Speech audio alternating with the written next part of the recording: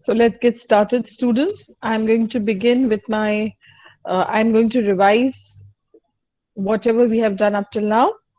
And from lecture one, I'll begin. And a quick recap. So up till now, what we have discussed, what was communication? We went through these two definitions, that communication is the interchange of thoughts, opinions, or information by speech, writing, or signs. This was given by Robert Anderson. And then what we understood was that communication is a process in which uh, the sender sends the information to the receiver with the help of a medium or a channel. And in this, then we went through this 6 steps in the process of communication. The objective to study the process of communication so uh, minutely is that while you get involved in the process of communication, you are able to cast a lasting impression on the listener or the reader. It means whether you are conveying your thoughts through written medium or oral, you are able to cast a lasting impression on your listener. So we studied minutely how the process of communication is divided into 6 steps. It was the first step, the sender has an idea, then encodes an idea. Here, encode means construction or articulation of your thoughts in a lucid and simple manner so that the reader or the listener can understand what you have said, should understand the same intention what you are trying to convey. Then after, the sender sends that same message, sends that thought through a medium or a channel, and it is carried while you are selecting a channel, while the medium is select. I suggested that one should be very careful, one should be very wise, because as we have discussed in the lecture ahead, why it is an essential uh, part of the process of communication, uh, because because it helps the receiver receiving the message in the same intention. If the channel is improper, it has higher chances of miscommunication. Therefore, it becomes essential, important for the sender to send the message through to select the medium carefully. Next, after sending the message, by selecting the proper channel, the receiver the, receives the message, who decodes and finally gives a response on the message. That is the feedback. Before sending the feedback, the receiver decodes, comprehends, analyzes, and interprets the message and then sends the feedback. So next, in this slide, we went through the diagram. We saw the diagrammatic representation of the process of communication, and then through this example, I tried to inform you people that when sender is encoding an idea, constructing a sentence, it should be done in a meaningful manner. For writing those meaningful sentences, I told you people to follow the basic, the fundamental grammar rule in English. That is that a sentence should have a subject, which is followed by a verb, and, and then an object. So there are a few examples here which we went through, which we discussed. Then in detail, we study the importance of the selection of the right medium, appropriate medium, so that the message does not get distorted.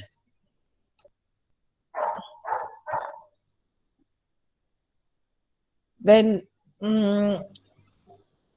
we also talked about the barriers or the disturbances, the unwanted interferences that arise in the smooth flow of communication, can be classified into three types. In communication, the barrier in the smooth flow of communication is also called as noise. And we discussed that there are three types of noises: channel, semantic, and mechanical, where channel, the disturbance in the channel can be considered as the as noise in the background, unclear voice, that is either the volume is too low that the listener cannot listen, or the volume is too high that it is cacophonous and the listener is unable to uh, listen to you for long period. There is also a problem in delivery. If there is problem in delivery, like if the person speaks at a very fast rate, the listener gets tired early, because the listener has to put too much of strain in listening to match with the pace of the speaker. Or if the speaker is speaking at a very slow pace, that becomes again very monotonous and the listener loses interest. After that, we also went through the another aspect of channel disturbance in oral medium, and that was incorrect pronunciation. If the person pronounces the words incorrectly, that may even lead to miscommunication, right? And then in the barrier which are created due to mechanical disturbances in the smooth flow of communication, can be considered as poor network, disruption of the connection, snapping of the wire, or slow network connection. And in written channel example, we saw that illegible, not understandable handwriting can be one of the example. And in written, the semantic, the another sort of barrier that may create miscommunication. The various factors are incorrect sentence construction, incorrect use of punctuation, incorrect spellings, and use of inappropriate words. All these factors may lead to miscommunication. If the channel is having any of these barriers, the communication, the information may get distorted or disrupted. Then we went through these few examples and discussed the lack of clarity, the crispness in the meaning of the sentence. If it is barrier free, if it is error free, it can be easily understood. But if a sentence has semantic barriers, the message may the message may sound nonsensical and meaningless. Then we went through this another aspect of communication, that is receiver, that what is the role of the receiver, what does the receiver do in the process of communication, and these are the um, functions of the receiver. That receiver receives the message, then comprehends, infers the intended meaning, sends a feedback or response to the sender, which can either be negative or positive. Now, after going through the process of communication, we discussed the features of communication. What we figured out, that it is cyclic in nature, it is a two-way process, because we see that communication moves back and forth. It moves back and forth between the sender and the receiver. And uh, for communication to take place smoothly, we observed that it requires favorable environment. What is favorable environment? That it should be noise free. Whether it should be noise free, there should be there should be not any sort of noise, such as channel, mechanical, or semantic noise in the message. So these are, and we say it alternates between the sender and receiver. And this was the exercise. I hope students, you have done this exercise. If not, do it and submit it in the Google Classroom.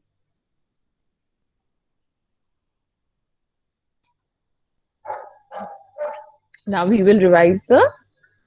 go through the slides of second lecture quickly. Any doubt here? Students, any doubt? Was the slide visible of lecture 1? Okay. Now we will go through lecture 2. Right. So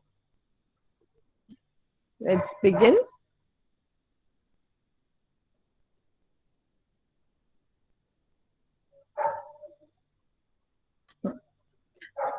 After knowing what is communication, the process of communication, the different components involved in the process of communication, and the different barriers while conveying the process of communication, we try to sort out the difference between the general and technical communication, how general communication differs from technical communication,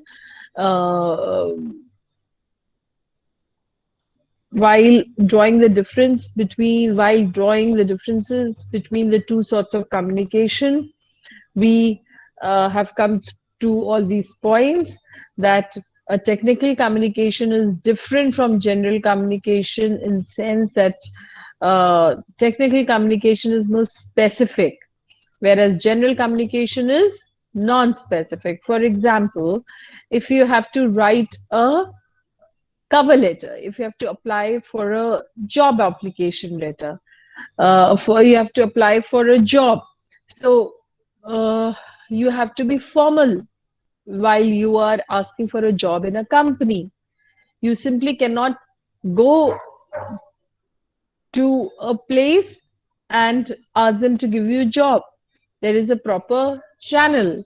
When you see the advertisement, when you know about the job opening, you write a letter, you draft a resume, and through the proper channel, you apply for the job, right?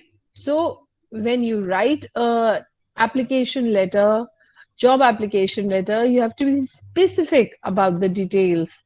That what are those specific details? You cannot you have to tell that what are your skills and how you fit to their job requirements. By writing so, you will be then only you can think of getting a job in that company.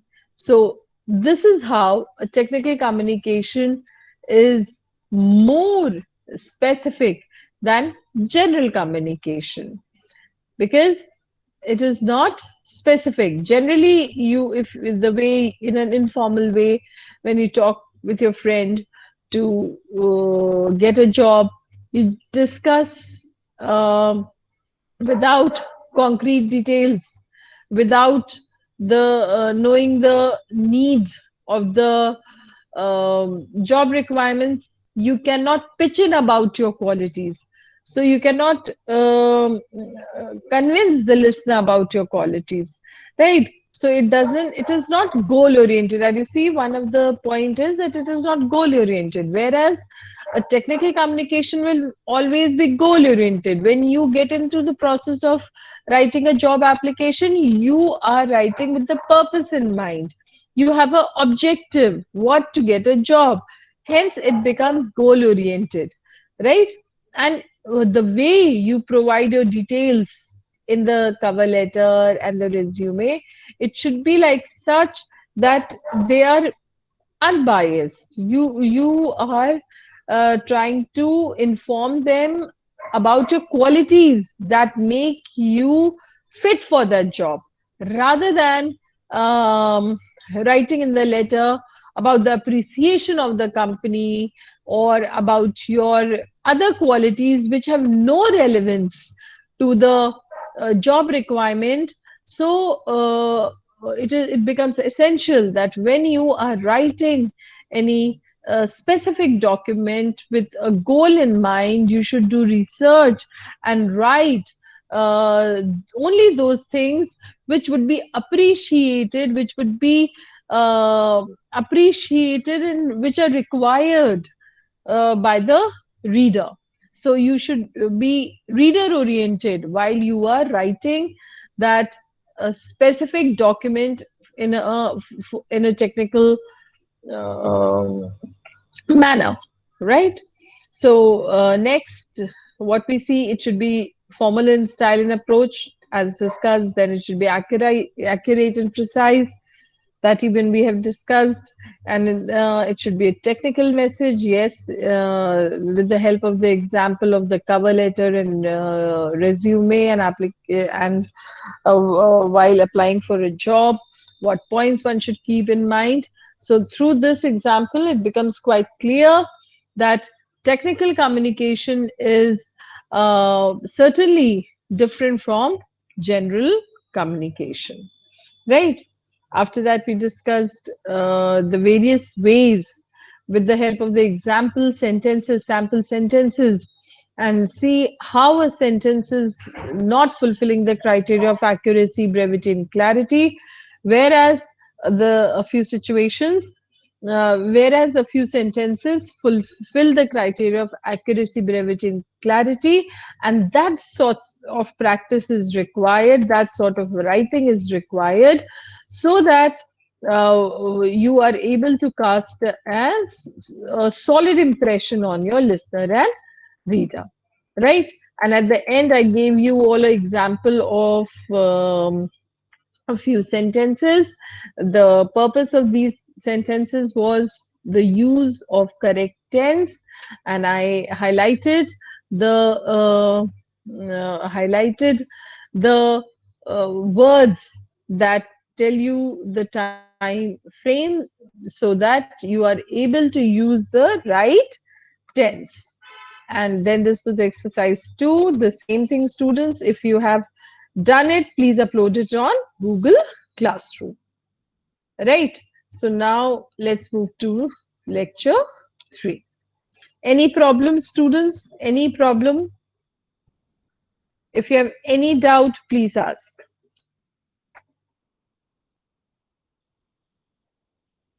Now let's begin.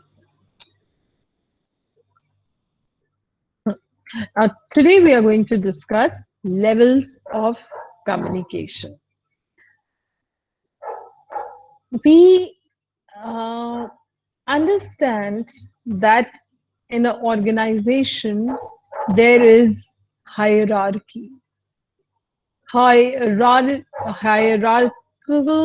kind of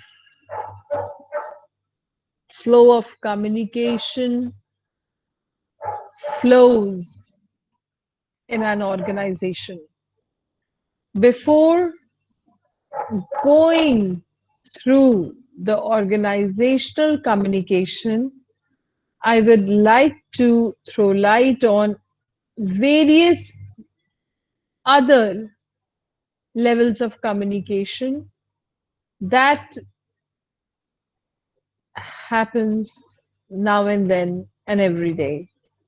So let's understand what is extrapersonal level of communication, what is intrapersonal level of communication, interpersonal level of communication, organizational communication, and mass communication. To begin with, extrapersonal level. This level of communication is between human beings and non-human beings. Non-human beings is an umbrella term that comprises animate as well as inanimate objects. Animate objects, examples, animals, insects, trees, right? Something that has life, but that is not a human being. Whereas inanimate objects, alarm clock, Alexa, Siri, your alerts, your notifications. So all these things through which human beings communicate at some point of time or other, this level of communication is extra personal level. It means when human being is communicating with objects, things, with uh, other things that are non-human beings, it is extra personal level. Why do we need to understand this level of communication? Because in today's time, we see addiction towards technology. We see that addiction in social media sites has uh, serious effects in our relationships.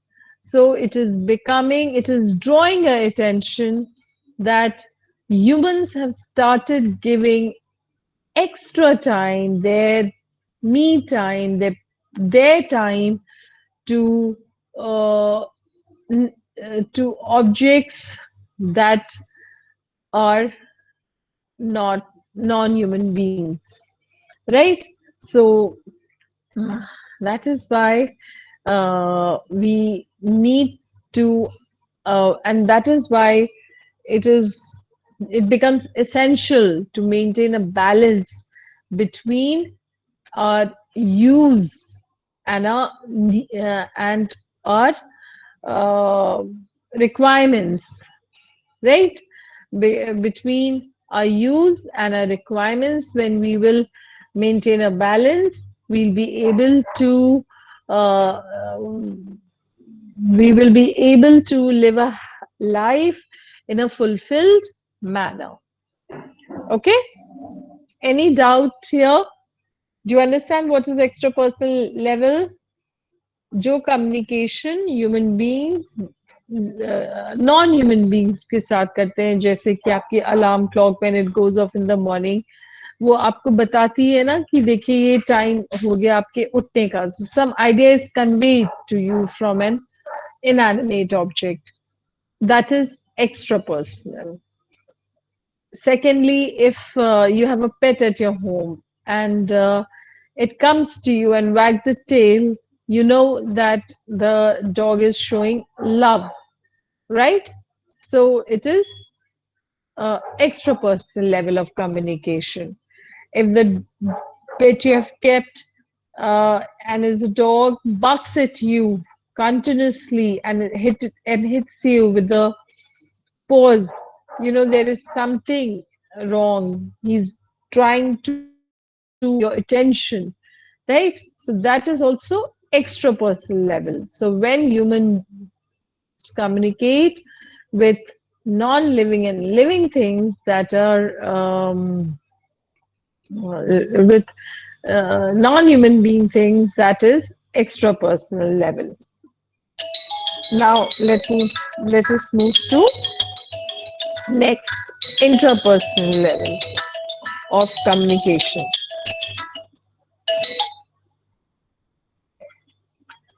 Intrapersonal level is when a person communicates to oneself.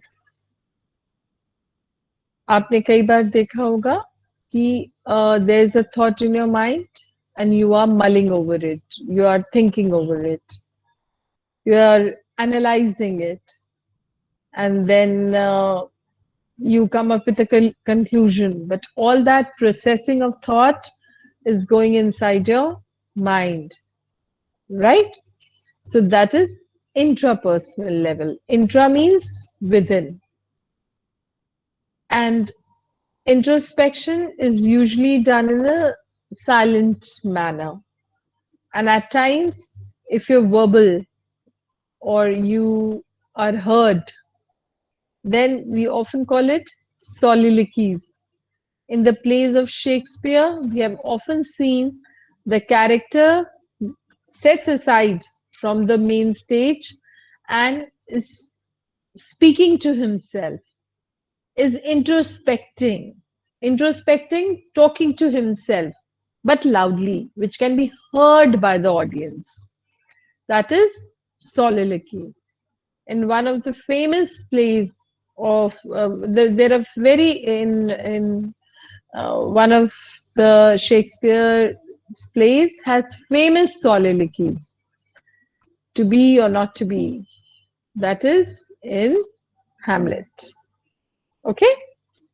Next, what is interpersonal level? We see that, Ma'am, yes, tell hello, me, ma'am. It's still not visible, ma'am. screen is Not visible. since when?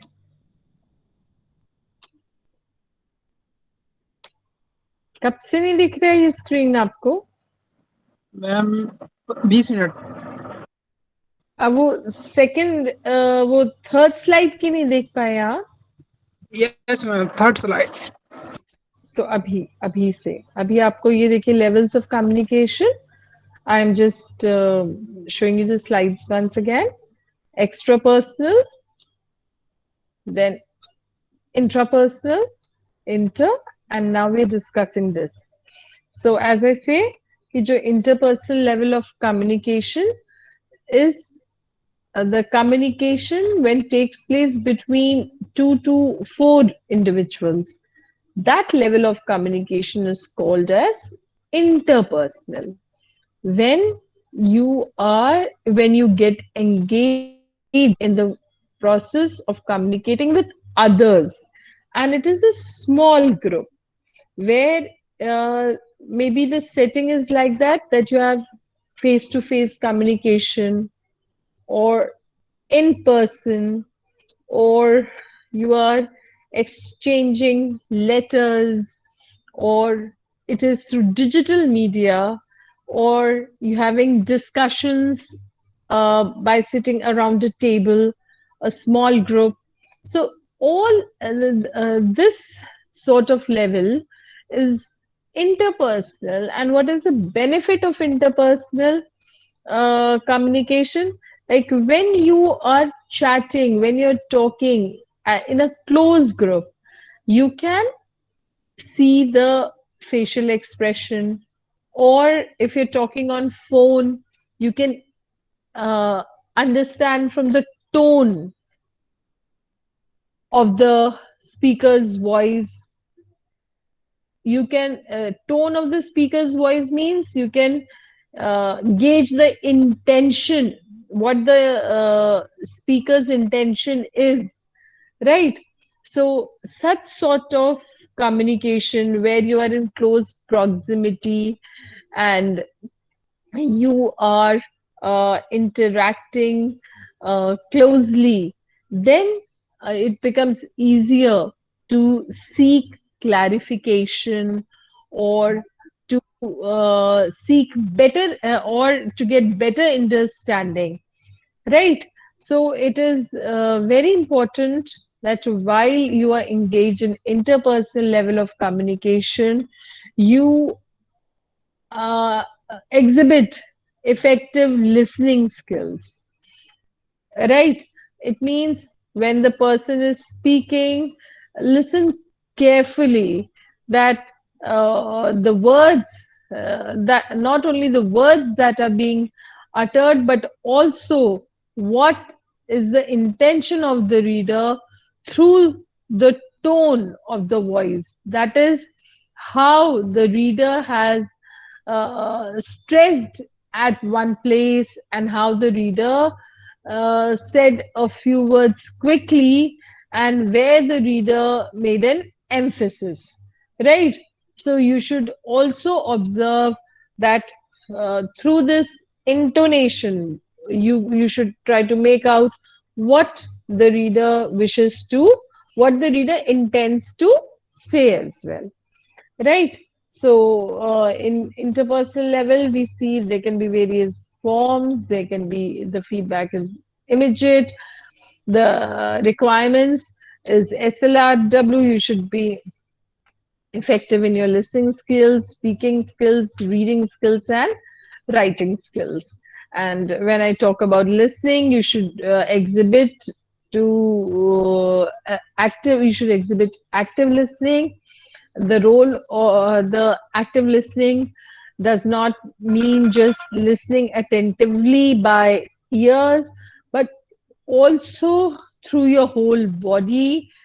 If you are having face to face communication, then through your eyes, understand the non-verbal exhibited by the speaker, and in response to that, combine both the verbal and non-verbal indicators and then give a feedback.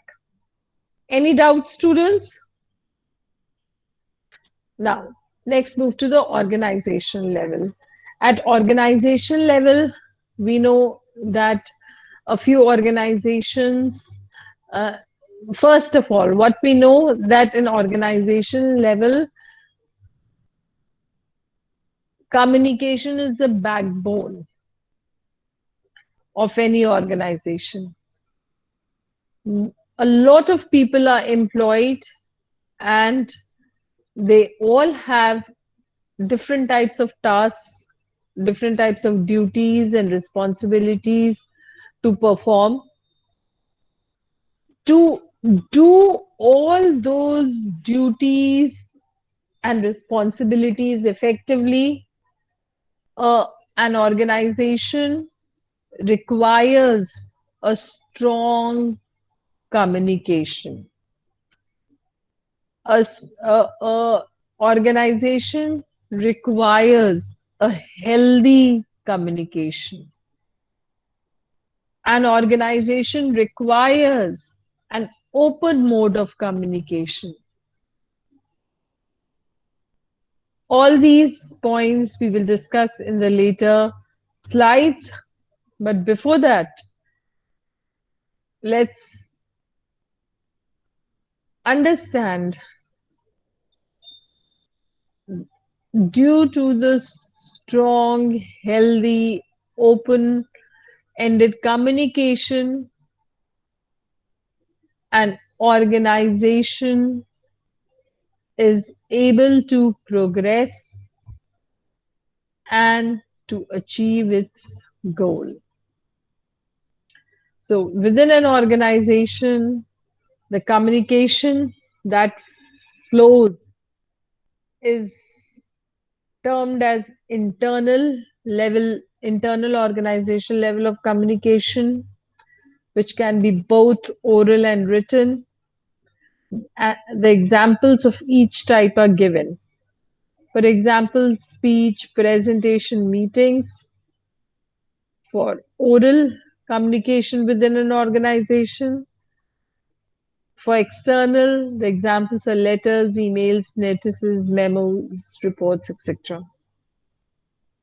Whereas in external level of organization, level of communication, again, it is we see from two aspects, oral and written. Oral, the forms can be meeting, speech, or presentations, whereas written, we see the examples such as letters, emails, reports, and proposals. So, this further, when we talk about internal organizational level, we will study the flow of communication uh, deeply. We will delve into this idea deeply, and we see there are three flows of communication. We will study, there are more even. One is the other downward, upward, lateral. These are the three important flows we are going to discuss. But the other flow that we call is diagonal. So we will talk about it briefly, but in detail, we are going to do this downward, upward, and lateral flow of communication. So let's see the diagrammatic representation of the flow of communication in an organization. We see there's a hierarchy in any organization. There is a boss. Under a boss, there are many uh, sub supervisors working under the boss, and under the sub supervisors, there are further uh, lower rank officials, and further those lower rank officials, there are more subordinates that takes orders, that work under those sub officials. So in an organization, we see there is a hierarchical structure, and we are going to study in the next slides the features of each and every of the three features of the three flow of communication: downward, upward, and horizontal. To begin with, let's see the features of the downward communication. Now, in downward, this is a sample of communication in a bank. You see, there's a branch manager. Under the branch manager, he's the main head. And under the branch manager, there's one marketing manager, finance manager, operation manager. And under those marketing manager, finance manager, and operation manager, there are further people working under him, that is BDO, cashier, and an officer, respectively. Now, you will see that mm, in downward flow of communication, the message flows. You see the arrows here, students? Do you see the arrows? They are pointing in downward direction. We see that a branch manager is uh, transferring information to finance manager, and further the finance manager transfers it to a cashier. And in the second, the people, like the person who are at the same rank of finance manager, on the left you see there is marketing manager. So what happens? A branch manager does the same, gives the directions to marketing manager, and marketing manager further gives the directions to a BDO. You see arrow pointing downwards, right? So what is this arrow pointing downwards? That is the flow of communication, the flow of ideas from the higher authority to lower authority. And this flow through which the ideas flow from high authority to low authority is downward flow of communication. Now, on the right sides, again the same. Let's see that the branch manager of a bank gives directions to the operation manager who's working under the branch manager, who's lower in rank of the branch manager, and this operation manager further has a subordinate, that is an officer, who would act on the orders of operation manager. So we see that a high authority passes the directives to the lower subordinates, and those subordinates further process the information till the information is received to all, right? So, downward, when we see that in downward communication, in downward flow of communication, the information is passing from the higher to the lower rank officials. Can you guess what sort of information it might be? क्या आप guess कर सकते हैं? Yes, of course. What sort of ideas those would be? Those would be about implementations of rules and regulations.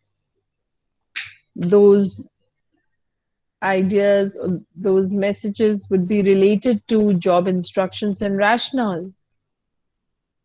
Those information may include performance feedback. And what do you understand by performance feedback?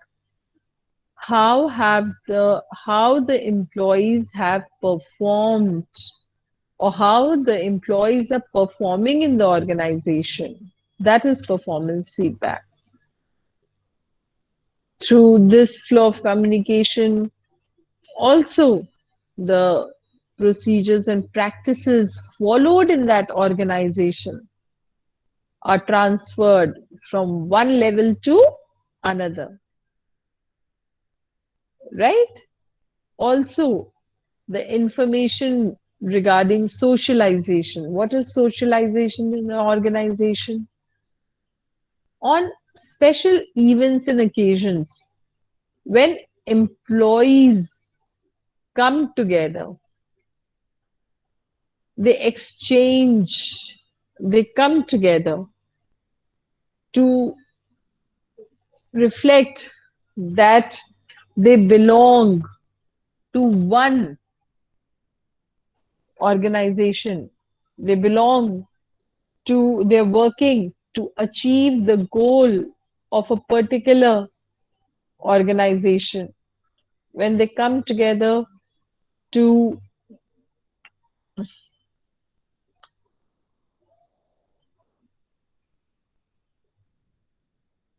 achieve the goal, to see that they are working together for an organization, that builds the trust, that builds the strength of an organization. And such events are usually meetings, or they are presentations, or they are conferences. Also, those uh, programs in which people working in different departments come together can be celebratory as well. It is not necessary they are all the time functional. They may also be celebratory. But the purpose of socialization within the peer peers is to build the feeling of one, to build the feeling of a family who is uh, going to achieve the goal and objective of the organization they are attached with.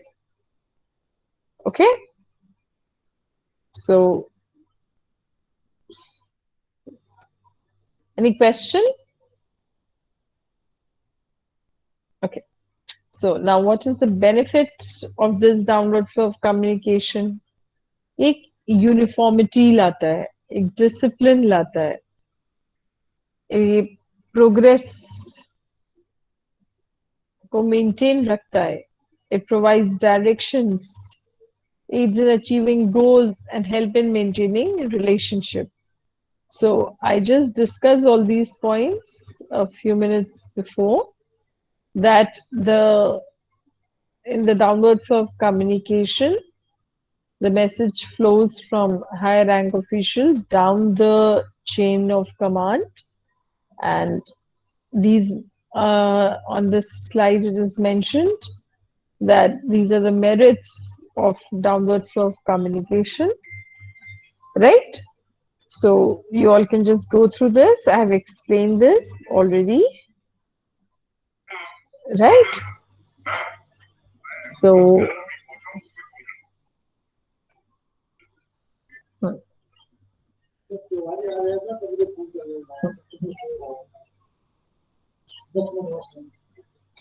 so any doubts, students? We have covered a lot today. Do you people have any doubt? You all may you can ask.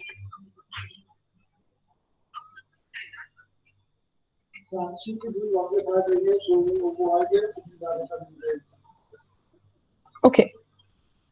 So I think students, this is all from my side today. And if there's any doubt, you all can ask. Okay, so let me just take attendance. And students, I would remind you all again that all of you please